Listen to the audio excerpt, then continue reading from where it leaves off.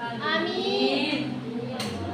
Nah, jadi saat ini sudah masuk pada jam mata pelajaran Al-Quran Hadis, yang mana Ibu akan menjelaskan tentang memahami hadis tentang gotong royong. Adik-adik di sini sudah ada yang tahu tentang apa itu gotong royong? Ada tahu. Apa, siapa angkat tangan? Saya Ibu. Oke, adik Maryam, apa gotong royong itu? Gotong royong itu dia saling membantu, sama.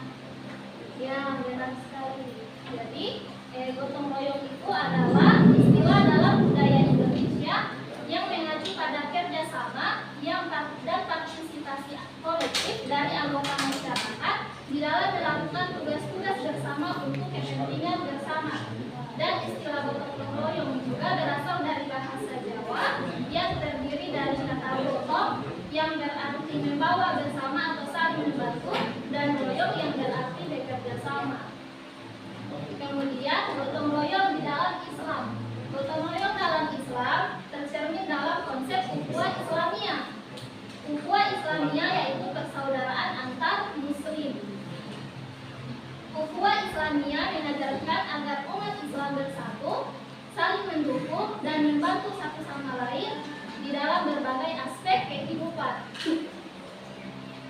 Nah, kemudian kita masuk pada contoh-contoh gotong royong. Di sini Ibu ada sertakan 5 contoh dari gotong royong. Yang pertama itu adalah gotong royong membersihkan lingkungan. Ada yang tahu gotong royong membersihkan lingkungan itu seperti apa? Iya, benar sekali. Jadi gotong royong dalam membersihkan lingkungan ini seperti di dalam desa kita atau di kampung kita itu melakukan kegiatan kerja bakti. Nah, di dalam kegiatan kerja bakti ini kita lakukan secara bersama-sama, yang mana mulai dari membersihkan sampah, kemudian membuang sampah pada tempatnya, kemudian mana rumput-rumput yang sudah panjang atau tinggi-tinggi itu kan dipotong semua. Sehingga kegiatan yang kita lakukan di dalam membersihkan lingkungan, mulai dari membersihkan itu semua, kita lakukan secara bersama-sama kan. Nah, itulah yang disebut dengan gotong royong. Kemudian yang kedua ada gotong royong dalam lingkungan pertanian. Adik-adik pernah ada lihat orang tua atau tetangga saudara menanam padi atau jagung? Nah, jadi di saat mereka menanam padi atau jagung kan tidak bisa dilakukan secara sendiri-sendiri, tidak bisa dilakukan hanya seorang diri, sehingga kita memerlukan bantuan dari orang lain. Karena jika dilakukan secara sendiri-sendiri dapat menyebabkan saat orang menanam itu prosesnya lama, kemudian apa lagi? Tubuh kita mudah lelah, capek kan? Sehingga di saat ada orang lain yang membantu, yang menolong untuk mengerjakan bersama-sama, sehingga proses untuk menanam itu akan menjadi lebih cepat sehingga dapat menghasilkan tanaman yang baik. Kemudian yang ketiga ada gotong royong dalam kegiatan keagamaan. Misalnya membersihkan masjid 3 hari atau 1 minggu sebelum sholat Idul Fitri, kita kan bersama-sama untuk pergi ke masjid untuk membersihkan masjid kan? Ya. Mulai dari menyapu, membersihkan itu dibersihkan, sehingga saat sudah tiba untuk sholat Idul Fitri, sholat kita menjadi lebih khusyuk dan juga nyaman karena sudah dalam keadaan bersih kan? Karena kita sudah bersihkan, kita sudah membantu untuk membersihkan dari kemarin-kemarin.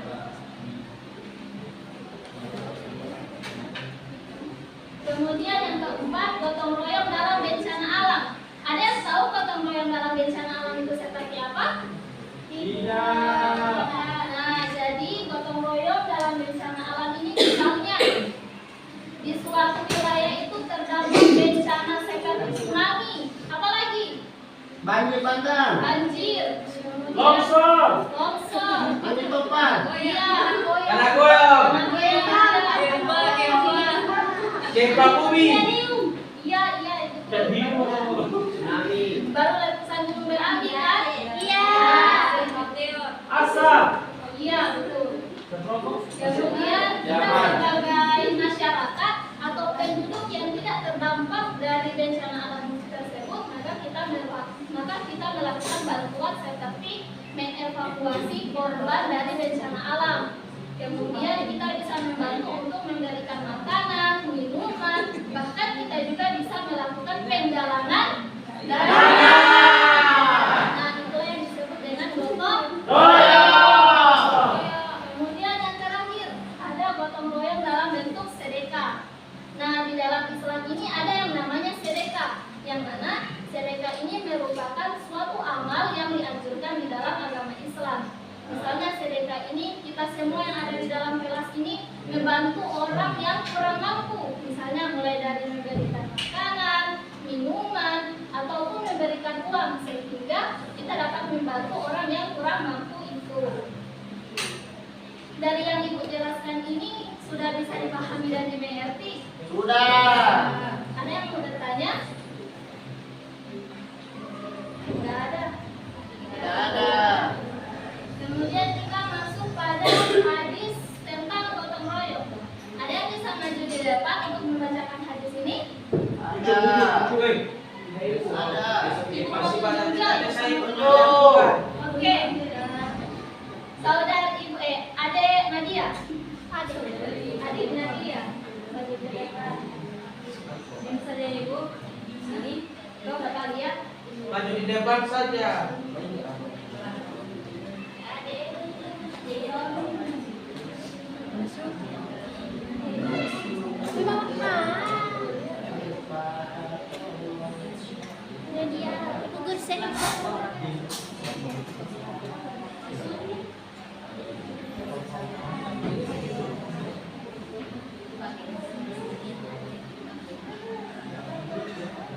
Baik, bismillahirrahmanirrahim. Bismillahirrahmanirrahim. An Abdullah bin Umar radhiyallahu anhuma anna Rasulullah sallallahu alaihi wasallam qala al-muslimu akhul muslimi la yazlimuhu wa la yuslimuhu wa man kana fi hajati akhihi kana Allahu fi hajatihi wa man farraja al-muslimin kurbatan farrajallahu anhu kurbatan min kurbatin yaumil qiyamah wa man satara musliman satarallahu yaumal qiyamah.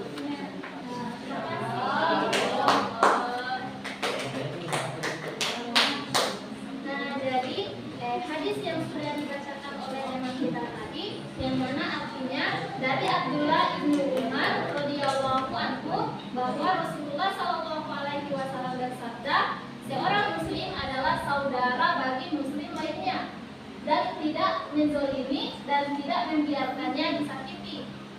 Barang siapa yang membantu kebutuhan saudaranya, maka Allah akan membantu kebutuhannya. Barang siapa yang menghilangkan satu kesusahan seorang, barang siapa yang menghilangkan satu kesusahan seorang muslim, maka Allah menghilangkan satu kesusahan baginya dari kesusahan-kesusahan di hari kiamat nanti. Hadis riwayat Bukhari. Kemudian masuk pada kandungan hadis. Yang mana kandungan hadis itu yang pertama di situ dijelaskan bahwa seorang muslim adalah saudara bagi muslim lainnya, yang mana setiap muslim dianggap sebagai saudara sesama muslim dan hubungan di antara mereka seharusnya didasarkan pada kasih sayang, saling menghormati dan juga saling membantu. Kemudian tidak menzolimi atau menyakiti. Seorang muslim harus menghindari berbuat kezaliman atau menyakiti orang lain baik secara fisik maupun secara emosional. Kemudian membantu kebutuhan saudara muslim. Hadis ini menekankan pentingnya membantu saudara muslim dan memenuhi kebutuhannya. Dan jika seorang muslim membantu saudaranya dalam kebutuhannya, maka Allah akan membantu kebutuhan orang tersebut. Dan juga ada kemudian kandungan yang keempat, menghilangkan kesusahan seorang muslim. Allah Subhanahu wa taala akan menghilangkan satu kesusahan darinya di hari kiamat.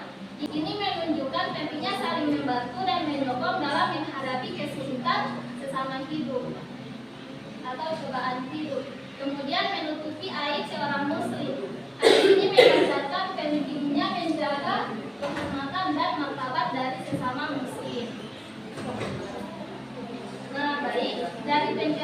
Baik, dari pembahasan kita hari ini dapat Ibu tarik kesimpulan bahwa gotong royong adalah suatu kegiatan atau perbuatan saling tolong menolong, bantu membantu yang dilakukan secara bersama-sama guna untuk kepentingan bersama, baik itu berupa materi maupun secara fisik. Baik, sekian pembelajaran hari ini. Karena jam pembelajarannya sudah selesai, maka Ibu kasih tugas hadis yang tadi itu dihafalkan beserta dengan artinya. Diskon sama Ibu minggu depan karena menjadi bahan penilaian dari Ibu. Dapat dipahami? Iya.